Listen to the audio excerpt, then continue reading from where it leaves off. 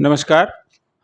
यदि आप अपना नया व्यवसाय करना चाहते हैं और आपके पास संसाधनों की कमी है, आपको ये समझ में नहीं आ रहा है कि हम अपना व्यवसाय किस तरह शुरू करें, तो यह प्रोग्राम आपके लिए है। कृपया पूरा वीडियो देखें और आपको आपके हर सवाल का जवाब मिलेगा। इसके लिए हमारे बीच उपस्थित हैं मारुति अर्थ मूवर्स के एमडी शैलेंद्र गौतम जी। आज हम इनसे बात करेंगे और आपके सभी सवालों का जवाब लेने की कोशिश करेंगे। शैलेंद्र जी नमस्कार, आपका स्वागत है।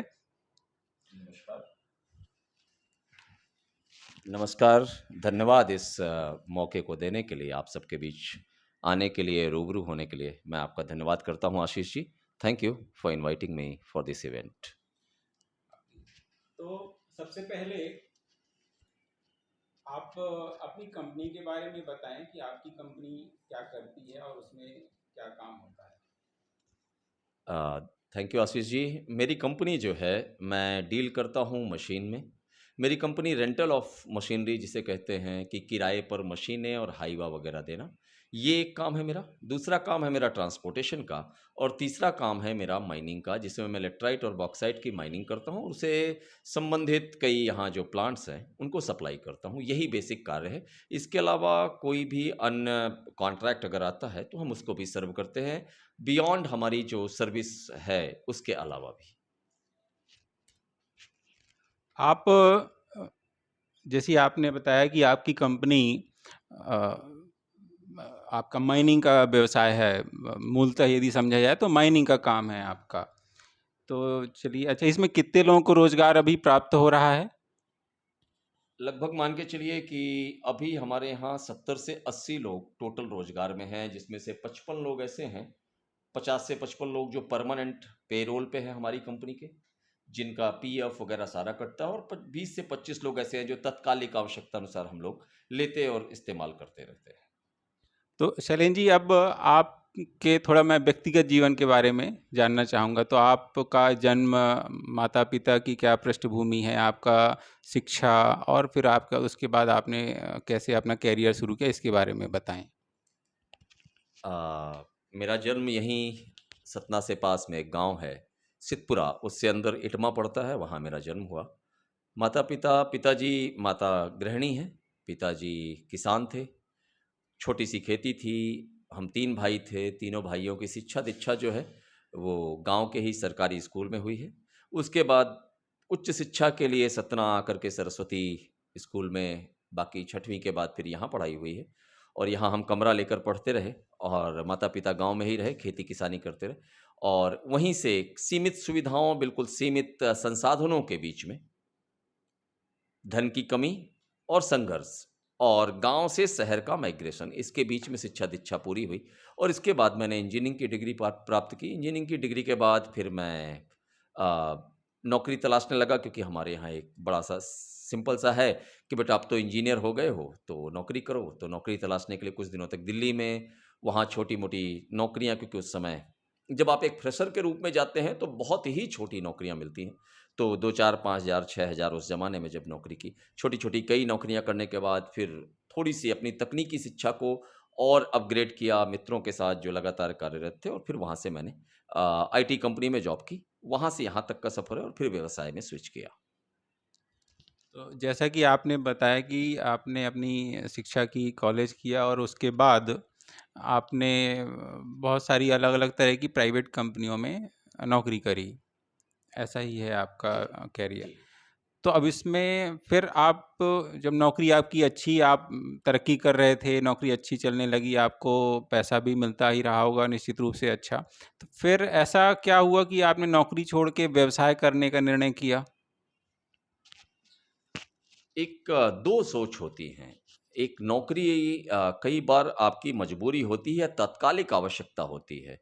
जब आपके विचार ही कुछ अलग करने को हों, या आप खुद के मालिक बनना चाहते हो, या आप अपने हिसाब से काम करना चाहते हो, तब आपकी आप तब तक के लिए, कुछ दिनों के लिए, जीवन जीने के लिए नौकरी एक सहारा हो सकती है। लेकिन उससे आगे, एक बियॉन्ड द लिमिट, नौकरी कभी आपको प्रसन्न नहीं रह सकती।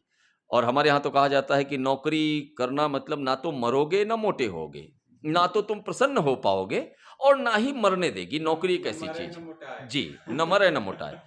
तो ना मरने देगी, ना मोटा होने देगी, ना तो तुम जीवन में क बहुत अच्छे से प्रसन्न रह पाओगे और ना ही मरने पाओगे। तो नौकरी कुछ दिन जीवन काटने के लिए, और नौकरी इसलिए भी आवश्यक थी क्योंकि जिस बैकग्राउंड या पृष्ठभूमि से मैं आता हूँ, वो ग्रामीण पृष्ठभूमि थी। जीवन में सीखना बहुत कम मिला। तो लर्निंग की जो प्रोसेस है, जो सीखना है, और मुझे ऐसा लगता है दुनिया में अगर कोई भी चीज़ है, सक्सेस होना है, तो सिर्फ़ एक ही चीज़ है, सीखना। तो जब आप अलग-अलग तरह की 3-4 नौकरियाँ अलग-अलग सेक्टर की, टेलीकॉम की, आईटी की या किसी गाड़ी बनाने वाली ऑटोमोबाइल कंपनी की करते हैं, तो आप बहुत सारे सेक्टर के बारे में बहुत सारा नॉलेज लेके रखते हैं। और शास्त्रों में लिखा है कि ज्ञान कभी खाली नहीं जाता, वो कभी न कभी काम आता है। तो वो सारा इकट्ठा किया हुआ ज्ञान अब काम आ रहा है। तो जीवन पहले से निश्चित था कि व्यवसाय करना है, कुछ खुद का करना है, क्यों ना पढ़ाई के बाद कुछ दिनों तक अनुभव ले लिए जाएँ तरह-तरह के। वो अनुभव लेने के लिए कुछ दिनों तक नौकरियाँ करना, उससे प्राप्त होने वाला धन जीवन यापन के लिए पर्याप्त था। प्रसन्नता और अपने गृह-ग्राम आकर माता-पिता की सेवा करना, जो कि बचपन से एक सपना था, वो सारी चीज़ें पूरी नहीं हो सकती थी। कहीं दिल्ली या बॉम्बे बाहर पड़े रहना और एक छोटी-सी नौकरी करना। तो आखिर आकर बिज़नेस में आना था। ये कुछ साल थे जो अनुभव लेने के लिए कहीं न कहीं नौकरी कर रहे थे। तो जैसा आपने बताया कि आपने नौकरी छोड़ी, फिर आप अपने व्यवसाय में आए, आपने प्रारंभ किया। तो जब आपने व्यवसाय को प्रारंभ किया, तब किस तरह की परेशानियाँ आपको व्यापार को स्टार्ट करने में आईं?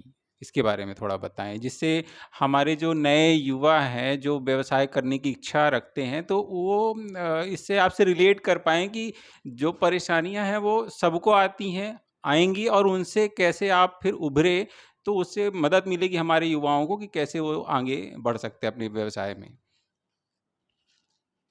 कोई भी व्यवसाय चालू करते वक़्त 3-4 चीज़ें बहुत अहम होती हैं। जो आप व्यवसाय चालू कर रहे हैं, उसमें आप कितने एक्सपर्ट हैं, पहली चीज़।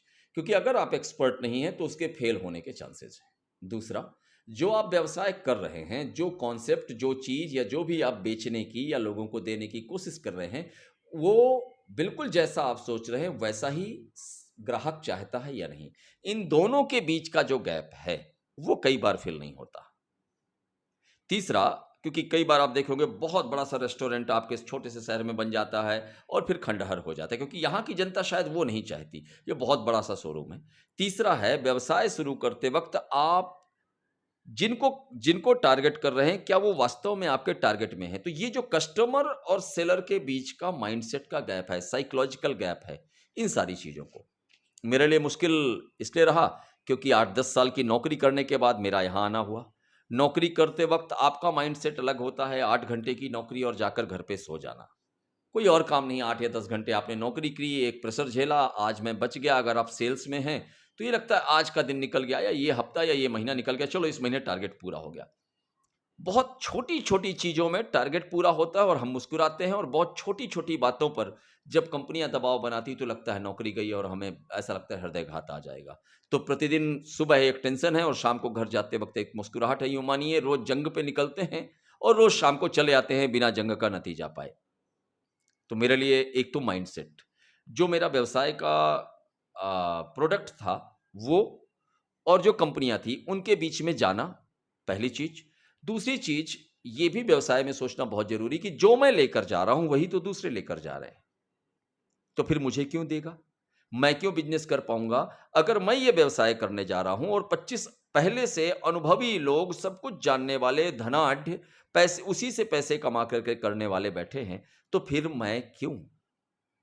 ये प्रश्न पूछना बहुत ज़रूरी है। मैं क्यों? इसके लिए आपके पास कुछ न कुछ होना चाहिए, या तो अनुभव या थॉट प्रोसेस, या उसमें उस व्यवसाय में विलक्षण कोई न कोई चीज़ होनी चाहिए जो आपके आने से एडिशन हुआ है। तो एक इस गैप को मैंने भरा क्योंकि जिन फैक्ट्रियों या जिन जगहों पर मैं सप्लाई कर रहा हूँ, वहाँ पर पहले से लोग विराजमान हैं, बड़ा अच्छा व्यवसाय कर रहे हैं, बहुत धनाढ्य लोग हैं, इसी से पैसे कमाए हैं। उस गैप को भरना, तो वो चीज़ लाना। फिर जब मैं मुंबई या दिल्ली इतने सालों काम करने के बाद सतना आता हूँ, तो यहाँ लोकल लोगों का माइंडसेट समझना, व्यवसाय का और नौकरी का माइंडसेट अलग होता है। वहाँ कोई अपना पराया नहीं होता, वहाँ सब मुस्कुराते हैं, सुबह गुड मॉर्निंग और शाम को गुड इवनिंग होती है। व्यवसाय में ऐसा नहीं होता। व्यवसाय एक गला काट प्रतियोगिता है। हर व्यक्ति धन कमाना चाहता है, उसने अपने पैसे लगा रखे हैं। यहाँ संघर्ष है। रोज सुबह से लेकर रात तक आप व्यवसाय के बारे में सोचते हैं और आप सिर्फ यही सोचते हैं, आप दूसरों से सीखते हैं। तो कंटिन्यूअस लर्निंग, धन की भी प्रॉब्लम आई तो आपके पास मित्र होने चाहिए, क्योंकि व्यवसाय एक ऐसी चीज है जो सिर्फ घर के पैसों से सदैव नहीं चल सकता। तो आपको बैंकिंग अच्छी समझनी चाहिए। किसी बैंकिंग के मित्र के साथ बैठिए और बैंकिंग के बारे में समझिए, लोन्स के बारे में समझिए, क्योंकि व्यवसाय एक स्तर के बाद आपको मजबूर करेगा कि आप लोन ले लें। आपने अगर 5 लाख से व्यवसाय चालू किया, 2 साल अगर आपने अच्छे से कर लिया, तो आपको 20 लाख रुपए का लोन लेना पड़ेगा। तो बैंकिंग की समझ भी आपको बहुत ज़रूरी है। आपके और कस्टमर के बीच का गैप बहुत ज़रूरी है। तो ये बैंकिंग की समझ मुझे नहीं थी, वो भी एक चैलेंज था मेरे लिए। चैलेंज टैक्सेशन एक बड़ा आता है, जब आप बड़े व्यवसाय में आते हैं तो टैक्स एक बड़ा, जीएसटी हो, इनकम टैक्स हो या सेवा शुल्क, कई तरह के अन्य टैक्स हैं। अलग-अलग फर्मों में अलग-अलग लगते हैं। कई जगह सर्विस टैक्स लगता है, तो लग्ज़री टैक्स लगता है होटल व्यवसाय में। तो ये टैक्सेस की समझ, तो जब व्यवसाय करने जाएँ तो ज़रूर टैक्सेशन वाले पॉइंट को कभी ना भूलें। ये एक बड़ा पॉइंट बन सकता है व्यवसाय करते वक़्त, अगर आप ऐसे व्यवसाय को कर रहे हैं। वो भी मेरे लिए चैलेंज था, लेकिन मैंने बहुत सारा समय दिया सीए के पास बैठकर यूँ ही बातें करते हुए, उनके साथ चाय पीते हुए, कि मैं टैक्सेशन को बहुत सारा समझ सकूँ। उसके लिए मैंने सीए के साथ खुद को कंफर्टेबल बनाया। बहुत सारा कुछ, जीएसटी जब नई आती है, मेरे सामने बहुत बड़ा चैलेंज था। मुझे लगा कि अब सारा अंधकार है, लेकिन वही जीएसटी मेरे लिए प्रॉफिटेबल हो गई। और मैं आज भी ये कहता हूँ, अगर जीएसटी लागू करने के बाद अगर सबसे प्रसन्न कोई है, तो मेरे जैसे व्यापारी है। जीएसटी ने आखिरकार आकर के प्रॉफिट ही दिया है। 10 अलग-अलग जगहों पर अलग-अलग वकीलों के माध्यम से टैक्स जमा करने से बेहतर है एक जीएसटी और एक ही जगह पेमेंट करो। आपके बहुत सारे पैसे बचते हैं। तो ये जो टेक्निकल बैकग्राउंड है, इसको समझना, सरकार की नीयत को समझना, व्यवसाय को अपने और कस्टमर के बीच में एक पुल बनाना जिससे वो अनवरत चल सके। और जिस लोकेलिटी में आप काम कर रहे हैं, उस लोकेलिटी के माइंडसेट और वहाँ के लोगों को समझना, और इन सब के बीच विनम्रता बनाए रखना, ये सबसे बहुत ज़रूरी है। व्यवसाय सबसे पहला विनम्रता माँगता है और आपकी वाणी की मिठास। ये 2 चीज़ें अगर आपकी हैं, तो मैंने एक उदाहरण सुना था कि अगर आप मीठा बोलते हैं, तो आप मिर्च भी बेच कर आ सकते हैं, और अगर आप कड़वा बोलते हैं, तो आपसे कोई शहद भी नहीं खरीदेगा। तो मीठा बोलकर आप मिर्च बेचिए, लोग खुशी से खरीदेंगे। वो कड़वा बोलने पे लोग शहद भी नहीं खरीदते। तो एक विनम्रता और एक मीठी वाणी, ये दोनों चीज़ें होनी चाहिए। ये कुछ घर के संस्कार थे और कुछ मैंने और डेवलप किए हैं। अभी जैसा शैलेन जी ने बताया कि जो उनको व्यवसाय करने में उन्होंने क्या-क्या चीज़ें रियलाइज़ करी कि वो होनी चाहिए और उन्होंने उन चीज़ों को डेवलप किया। उनमें से देखिए सबसे चीज़ आई कि आपके प्रोडक्ट में यूनिक सेलिंग पॉइंट होना चाहिए, सेलिंग है ना? कि आपका प्रोडक्ट औरों के प्रोडक्ट से कैसे डिफरेंस है, आप क्या स्पेशल ऑफ़र कर रहे हैं। दूसरा उन्होंने बताया कि आपको अपना नेटवर्क बनाना पड़ेगा बिज़नेस को बनाने और बढ़ाने के लिए। तीसरी चीज़ उन्होंने बताई कि आपको फाइनेंस, अकाउंट और मार्केट को समझना पड़ेगा। फिर चौथी चीज़ उन्होंने बताई कि आपको पोलाइट रहना पड़ेगा, यानी अपनी पर्सनैलिटी को आपको डेवलप करना पड़ेगा। आपके पास जो स्किल्स हैं आपको वो सीखनी पड़ेंगी, क्योंकि बिज़नेस जो है वो अपने आप में एक स्किल है और स्किल हमें जन्म से नहीं किसी के पास आती है, स्किल सीखना पड़ता है। और शायद शैलेन जी इस बात से सहमत होंगे कि कितना भी बड़ा बिजनेसमैन हो, वो भी सीखता रहता है आजीवन, और शैलेन जी आज भी सीख रहे हैं। ये मैं अपने व्यक्तिगत अनुभव से कह सकता हूँ। अब शैलेन जी, जैसे अब आपको बिजनेस करते हुए भी करीब 8 साल 10 साल से ऊपर हो गए हैं। आपने करीब 7-8 साल नौकरी भी, जॉब भी करी प्राइवेट सेक्टर में अलग-अलग क्षेत्रों पे। तो इतने वर्षों बिज़नेस करने के बाद आपको आज क्या लगता है कि नौकरी करना अच्छा था कि व्यवसाय करना अच्छा था? और क्या, यदि व्यवसाय अच्छा है तो उसमें क्या आपको अच्छा लगता है जो आपको मोटिवेट करता है और आगे बिज़नेस में जाने के लिए? नौकरी और व्यवसाय, ये बड़े विचित्र पहलू हैं, कॉन्ट्राडिक्शन है। आवश्यकताएँ कई बार नौकरी करवाती हैं। आपकी तत्कालिक आवश्यकता है कि अभी कुछ लोगों की होती है, मेरी भी थी, कि यार 2-3 साल नौकरी कर ली जाए। लेकिन नौकरी एक ऐसा जंजाल है जिसमें फँसने के बाद आदमी उस कम्फर्ट ज़ोन से बाहर ही नहीं निकल पाता। मोस्टली युवा सोचते हैं कि व्यावसायिक गुण है मेरे अंदर, मैं कर सकता हूँ, ये वाला व्यवसाय यहाँ पर है, और जब उसे सही समय पर चालू करना चाहिए, तब वो चालू नहीं करता, वो सोचता है थोड़े से पैसे कमा लूँ। जब वो नौकरी में जाता है तो वहाँ के जंजालों में अगले 4-5 साल तक ऐसा फँसता है कि वो महीने के अंत में आने वाली 25, 30, 40 हज़ार की तनख्वाह जब उसके अकाउंट में आती है कि your account is credited bye 30,000 rupees, वो जो सुख है और उसके बाद पता है कि इस 30,000 में से 22,000 रुपए तो तत्काल जाने हैं, ईएमआई है, फ़ोन की है, मेरे टीवी की है, फ्रिज की है और घर के मिनिमम खर्चे हैं। जी, चक्रव्यूह में फँस एक जाता है। चक्रव्यूह। तो अब आपने नौकरी करते हुए 30,000 की तनख्वाह में से 22,000 मिनिमम बना लिया। अब जब आप उसके बाद व्यवसाय 8,000 आपके पास बच रहे हैं। सेविंग कुछ भी नहीं होती, अचानक कुछ और आ जाता है। तो इसके बाद क्या होता है कि वो सोचता है कि जब मैं व्यवसाय चालू करूँ तो मुझे मिनिमम 30,000 तो चाहिए, क्योंकि इतना तो मैंने पहले ही दिन, इतना तो मेरा खर्चा ही है। चलो 1-2 महीने नहीं भी मिला तो तीसरे महीने से मिनिमम जो मैं कमा रहा था उतना चाहिए, क्योंकि इतना तो मैंने पहले ही बना रखा है। ये होता है आपका कंफर्ट ज़ोन। इस कंफर्ट ज़ोन से निकलना पड़ेगा। नौकरी आसानी से मिल सकती है और नौकरी आसानी से बहुत सालों तक की जा सकती है, व्यवसाय नहीं। इसमें एक सवाल बीच में आता है, जी। आपको मैं टोकूँगा कि जैसा आपने बताया कि एक स्तर में आने के बाद फैमिली, बच्चे होने के बाद खर्चा एक स्तर पे हो ही जाता है।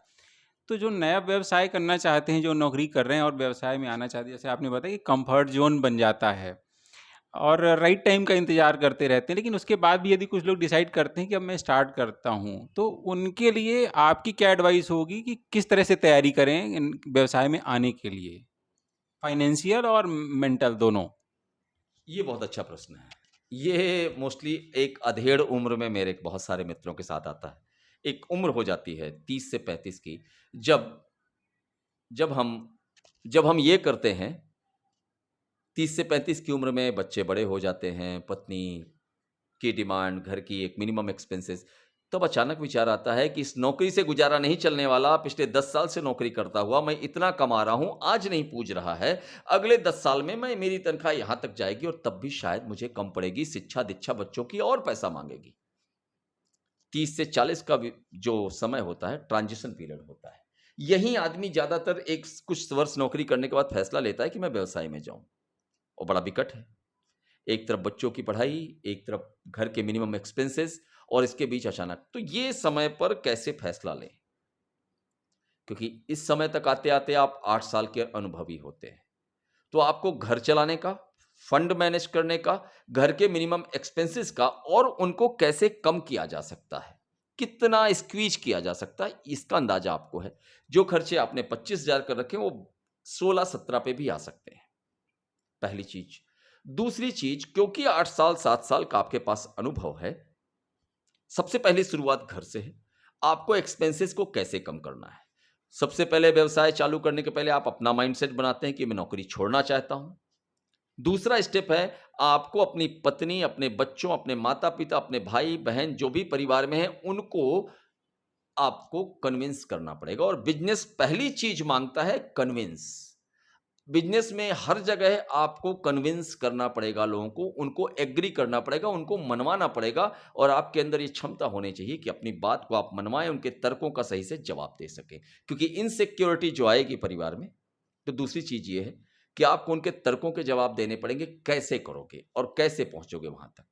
तीसरी चीज़, क्योंकि आप 8 साल से फाइनेंस मैनेज कर रहे हैं, तो बैंकिंग आपको समझना पड़ेगा और बैकग्राउंड आपको बताना पड़ेगा और वास्तव में बनाना भी पड़ेगा। तो बैंकिंग आपको समझनी पड़ेगी, लोन्स के स्ट्रक्चर समझने पड़ेंगे, क्योंकि इन 7-8 सालों में जो आपने नौकरी कर रखी होगी, वो पैसा काफ़ी नहीं होगा किसी व्यवसाय को चालू करने के लिए। तो आपको कहीं न कहीं फंड्स की ज़रूरत होगी, वो फंड आपको लोन से मिलेंगे, उस लोन को समझना पड़ेगा, तीसरी चीज़। और आपको ये एश्योर करना पड़ेगा, एक चौथी चीज़ है मेहनत। फिर आप 8 या 10 घंटे की जॉब जो आपकी बॉडी, आपकी बुद्धि पिछले 8 सालों से रेगुलर हो चुकी है, उसको उसी दिन भूलना पड़ेगा। वो रेगुलरिटीज़ जो हैं, जो आपकी बॉडी और दिमाग में बैठ चुका है, उसको भूलना पड़ेगा। व्यवसाय घड़ी की सुइयाँ नहीं देखा करते और व्यवसाय आपकी मजबूरियाँ नहीं देखा करते। व्यवसाय सीएल, एसएल, सिक लीव या कैजुअल लीव नहीं देखा करते। व्यवसाय कुछ नहीं देखा करते। छुट्टी नहीं मिलती है छुट्टियाँ व्यवसाय नहीं होती। में। यहाँ बहुत सारी छुट्टियाँ या बहुत सारा काम है। यहाँ कुछ भी व्यक्तिगत आनंद जैसा नहीं है। सब काम ही आनंद जिस दिन होगा। काम ही आनंद है। जिस दिन आपका काम आनंद हो जाएगा, उस दिन आप व्यवसाय करने की सोचिए। आपको आनंद भी ये नहीं हो सकता कि यार आज ना जाएँ क्या हम? काम पे, ये नहीं होता। तो ये नौकरी में हो सकता है। ये टोटली सिक्के के दो पहलू हैं। आपको पूरा मानसिक, शारीरिक और आर्थिक तीनों को यूं पलटना पड़ेगा सिक्के को, तब जाकर आप व्यवसाय करने के लिए तैयार हो सकते हैं। इससे मुझे एक बात ध्यान आई आपकी बात से कि यानी आपको यदि खेत में अच्छी फसल उगाना है तो आपको बीज बन के अपने आप को नष्ट करना पड़ेगा। जो आप थे वो पूरा आपको नष्ट करना पड़ेगा, नया बनाना पड़ेगा। तो जिसमें अभी शैलेंद्र जी ने बताया कि आपको सबसे पहले तो अपना माइंडसेट अपना बनाना है, अपना और अपनी फैमिली का जो एक्सपेंस है, महीने का जो खर्चा है उसको मैनेज करके रखना है। और सबसे बड़ी चीज़ जो शैलेंद्र जी ने बताया कि आपको व्यवसाय में जाना है यानी आपको लोगों को कन्विंस करना है। तो सबसे पहले तो स्वयं कन्विंस होइए, फिर अपनी फैमिली को कन्विंस करिए, क्योंकि यदि आप यहीं कन्विंस नहीं कर पाए तो कल को जब आप क्लाइंट लेने जाएँगे तो उनको कैसे कन्विंस करेंगे? या मैं सही हूँ? बिल्कुल, बिल्कुल, है बिल्कुल। ना?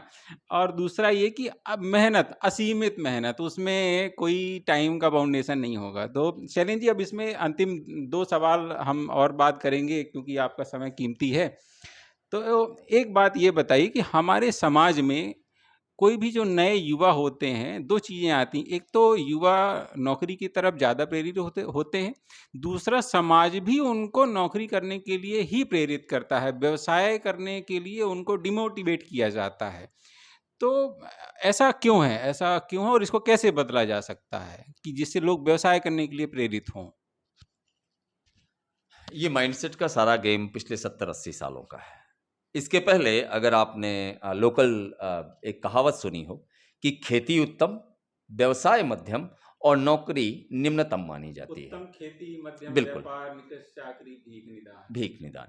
तो सबसे उत्तम खेती को माना गया है क्योंकि उससे एक चीज पक्की होती है, फूड सिक्योरिटी, घर का कोई भूखा नहीं रहेगा।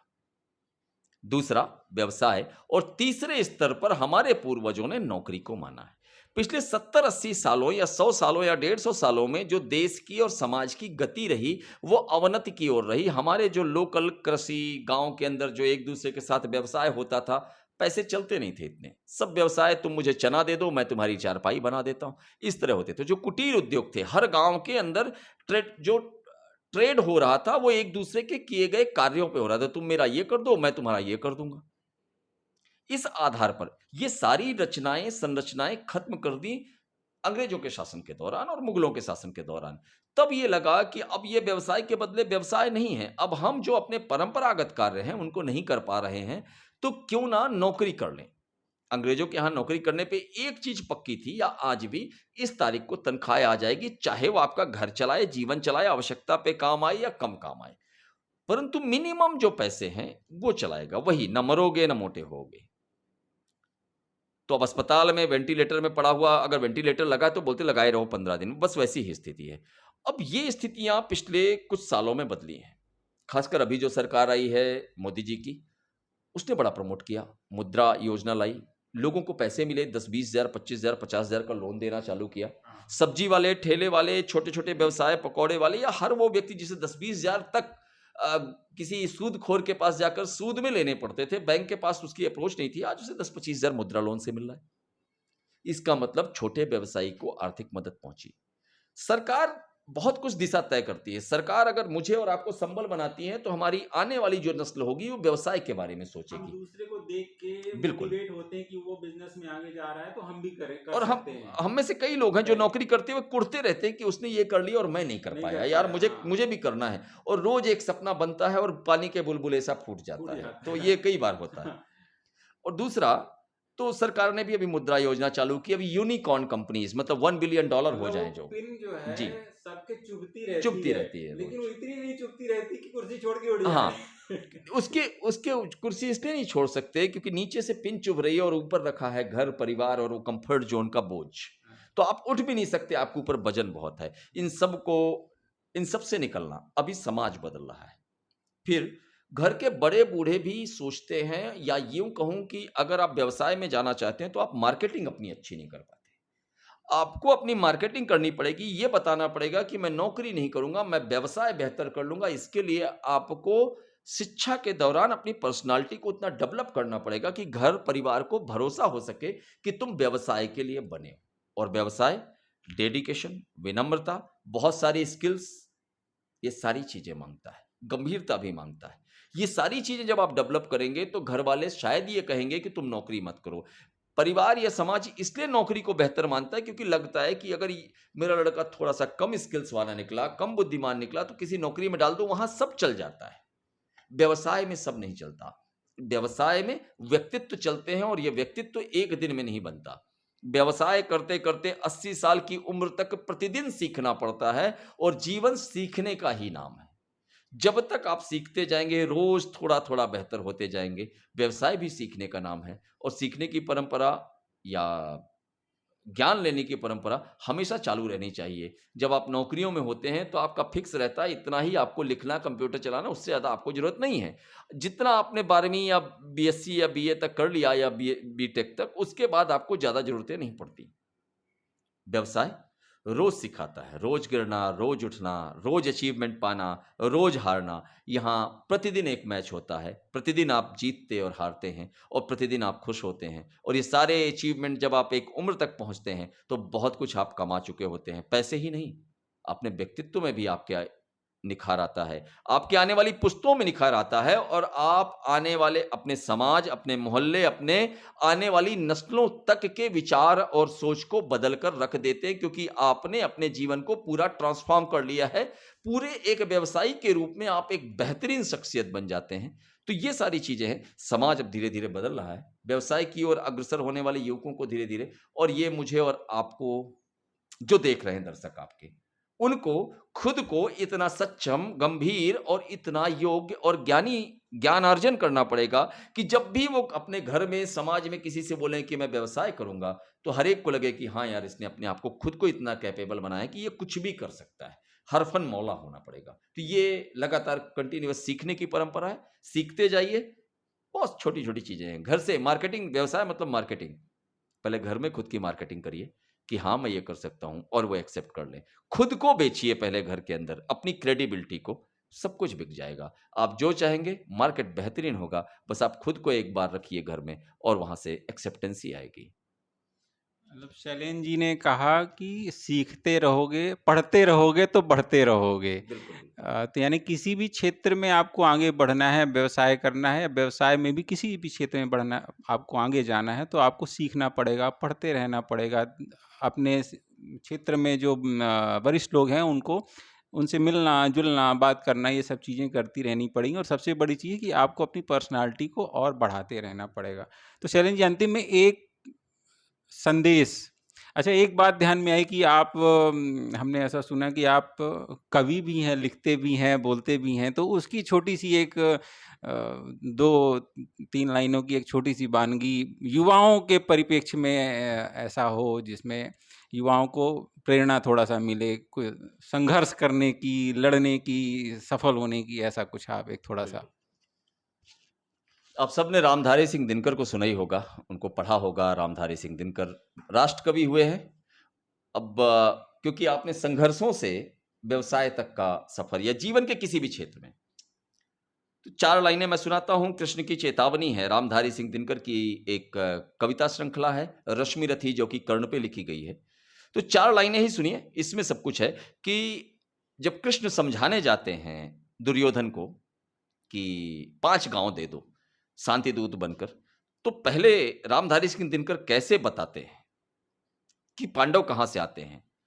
वर्षों तक वन में घूम घूम, बाधा विघ्नों को चूम चूम, सह धूप घाम पानी पत्थर, पांडव आए कुछ और निखर। यहां आप देखिएगा, राष्ट्रकवि भी कहते हैं कि लगातार जंगलों में रहने के कारण, लगातार तपस्या करने के कारण, लर्निंग के कारण वो और निखर आए हैं। यही निखार तो लाना है। तो मैं 4 ही लाइनें बोलता हूं। पांडव आए कुछ और निखर, सौभाग्य न सब दिन सोता है, देखें आगे क्या होता है। वो कहते हैं कि सौभाग्य सब दिन नहीं सोता। कंटिन्यूअस खुद को निखारते जाइए, आप एक दिन बेहतर बन जाएंगे। मैत्री की राह बताने को, सबको सुमार्ग पर लाने को, दुर्योधन को समझाने को, भीषण विध्वंस बचाने को, भगवान हस्तिनापुर आए और पांडव का संदेशा लाए। अब क्योंकि पांडवों ने 12 साल के वनवास में इतना शक्तिशाली कर लिया कि अब वो ये बात कहने के लिए सक्षम है कि 2 न्याय अगर तो आधा दो, पर इसमें भी यदि बाधा हो। तो दे दो केवल 5 ग्राम, रखो अपनी धरती तमाम, हम वहीं खुशी से खाएंगे, परिजन पर असी न उठाएंगे। ये उन्हीं तपस्या का परिणाम है कि संतोष भी है उन्हें। हम 5 गांवों में भी खुश हैं, लेकिन हमने शांति दूत भेजा है जो तुम्हें बताएगा कि हम युद्ध के लिए भी सक्षम हैं, हम पोलाइट भी हैं, हम विनम्र भी हैं, और हम शस्त्र और शास्त्र दोनों धारण किए हुए हैं। तो ये सारी चीजें, हर एक चीज आपको कहीं ना कहीं मोटिवेशन मिलेगा। मोटिवेशन बहुत छोटी छोटी चीजों में मिलेगा, उसको प्राप्त करिए। हर चीज को ऑब्जर्व करने के तरीके बेहतर देखिए, ईश्वर आपके साथ रहेगा। खुद को डेवलप करिए, सब कुछ बेहतर हो जाएगा। Charity begins at home. तो दिया पहले अंदर जलाइए, खुद को प्रकाशित करिए, सब जगह प्रकाश फैलेगा। Thank you. शैलेन जी ने जैसा अभी कहा कि सौभाग्य हमेशा, सौभाग्य न सब दिन सोता है, सौभाग्य न सब दिन सोता है, यानी सौभाग्य आपकी किस्मत जगेगी एक दिन, आप बस मेहनत करते रहिए। शैलेन जी, अंतिम जो सवाल है कि जो युवा हैं हमारे, जिनके पास संसाधन कम है, उनकी आर्थिक पृष्ठभूमि, उनके माता पिता की भी कमज़ोर है, और तो वो नए व्यवसाय में आना चाहते हैं, तो कुछ आप एक उदाहरण के देकर कुछ एक बिजनेस आइडिया आप थोड़ा बताएं, जो छोटे शहरों में खासकर, जैसे हम अभी बात कर रहे हैं सतना शहर में हम बैठे हुए हैं, तो सतना शहर में जो नए युवा हैं, 18 साल, 20 साल, 22 साल, 25 साल के, जो कॉलेज में हैं या कॉलेज करने वाले हैं, वो अपना व्यवसाय, वो सोचते हैं क्या करें, कैसा करें, कहाँ से शुरू करें। उनके लिए कुछ एक बिजनेस आइडिया उदाहरण के रूप में आप बताएं। ये अंतिम सवाल के रूप में आपने बहुत अच्छी कविता सुनाई। ये तो आपका ऐसा कविता आप सुना रहे थे कि मुझे लग रहा था कि कविता का ही पूरा एक घंटे का एपिसोड चलता रहे तो कम पड़ जाएगा। तो ये अंतिम एक सवाल आपके लिए। व्यवसाय हो या कोई भी जीवन का काम हो, त्यागना सबसे पहले शर्म को पड़ेगा। मैं अभी व्यवसाय करता हूँ, लेकिन अगर डीजल का ड्रम आया है तो मुझे उठाने में हिचकिचाहट नहीं होती, और इस शर्ट पे लग जाता है। काला पीला ग्रीस का काम भी है मेरा। तो शर्म को त्यागिए।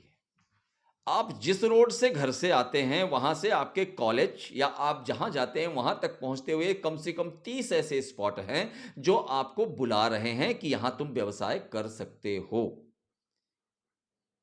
आपकी नजर हो, आपकी लगन हो, तो आप ढूंढ सकते हैं। मैं अभी एक दिन आपसे चर्चा कर रहा था कि बहुत छोटी छोटी चीजें, सतना में 3-4 कॉलेज हैं, प्राइवेट कॉलेज। मैं अभी एक दिन ऐसे गया था तो देख रहा था एकेएस कॉलेज।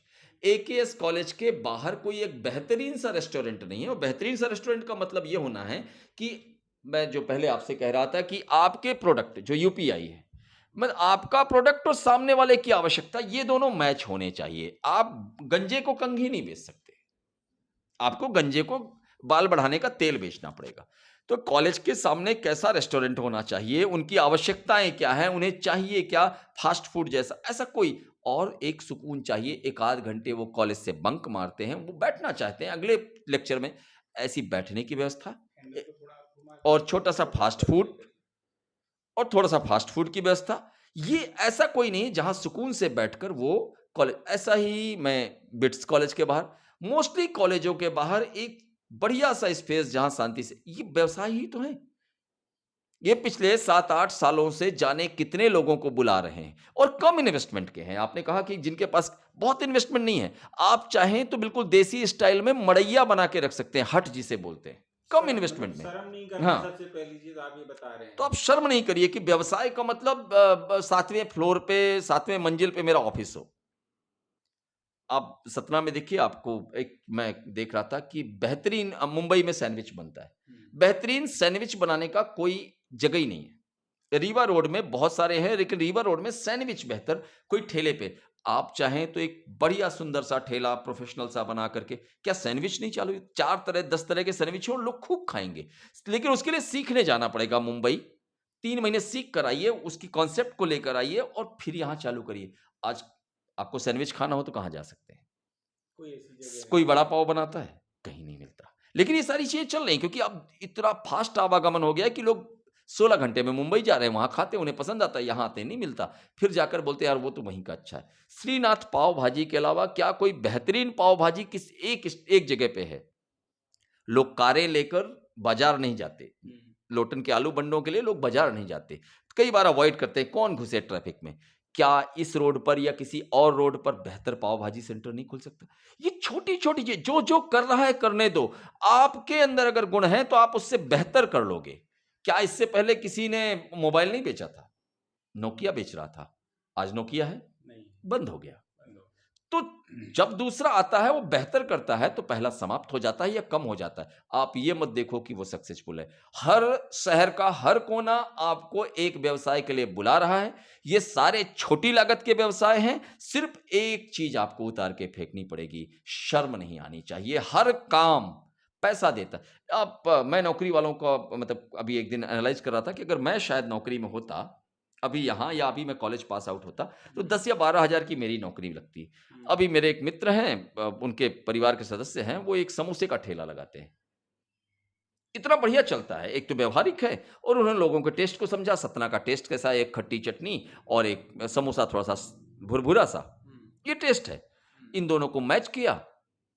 आज प्रतिदिन उनका 4,000 साढ़े 3 से 4,000 रुपए प्रतिदिन कमाते हैं, 1,20,000 रुपए मिनिमम कमा कर ले जाती है। ये एक समोसे के उस ठेले का है जो बहुत बड़ा नाम नहीं है शहर का, कि चलो भाई उसके समोसे खा के आते हैं। हाँ, और बड़ा इन्वेस्टमेंट नहीं है। तो वो 1,20,000 कमा रहा है और इंजीनियरिंग की डिग्री में लाखों खर्च करने के बाद अगर हम 20,000 की नौकरी मिलती है और 1,20,000 कमाने में 8 साल लग जाते हैं, तो ये सोचने का विषय है। एक शर्म का चोला उतारना है।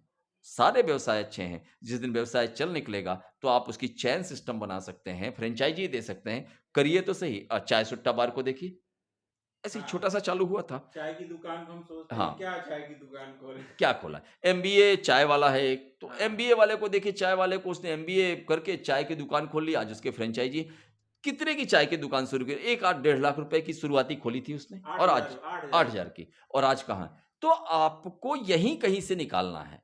शर्म के साथ-साथ बिज़नेस दोनों वहाँ से बिज़नेस निकल के आता है और यहाँ से शर्म निकाल दीजिए। बाकी और कुछ नहीं चाहिए और गुण तो आपको डेवलप करना ही है। धन्यवाद शैलेंद्र जी। अभी मतलब इसमें एक सार निकल के आया कि जिन युवाओं को अपना व्यवसाय करना है, तो 3-4 चीज़ें ध्यान में रखनी पड़ेंगी। सबसे पहली चीज़ तो आपको शर्म छोड़ना है। दूसरा, पेशेंस रखना है कि आप एक ही दिन में करोड़पति होने के सपने मत रखिए। एक दिन होंगे, लेकिन एक ही दिन में नहीं होंगे, उसमें समय लगेगा। और तीसरा कि जो बिज़नेस आपको क्या करना है, ये आपके आस-पास ही बिज़नेस बहुत सारे उपलब्ध हैं। आपको केवल उसमें देखने की ज़रूरत है। ध्यान आप वहाँ अमेरिका में और मार्क ज़करबर्ग को, एलन मस्क को, उनको मत देखिए। आप तो अपने मोहल्ले में, पड़ोस में, स्कूल में, कॉलेज में, अपने दोस्तों में, इनमें ढूँढिए यहाँ कहाँ बिज़नेस हो सकता है, यही बिज़नेस है। एलन मस्क और मार्क ज़करबर्ग का बिज़नेस उसके दोस्तों से शुरू हुआ था। तो आपका भी जो बिज़नेस, जो आपका बड़ा सपना है, वो आपके दोस्त से, आपके पड़ोस से शुरू होगा। आपको देखने की, ढूँढने की ज़रूरत है। तो शैलेंद्र जी, आपकी इस विषय में अपनी चर्चा तो ऐसी कि बहुत लंबी चल सकती है, बहुत इंटरेस्टिंग आप मतलब इतने पर्सनैलिटी हैं कि समय का पता ही नहीं चला। तो आज के लिए धन्यवाद, फिर दोबारा हम ज़रूर आपसे मिलेंगे।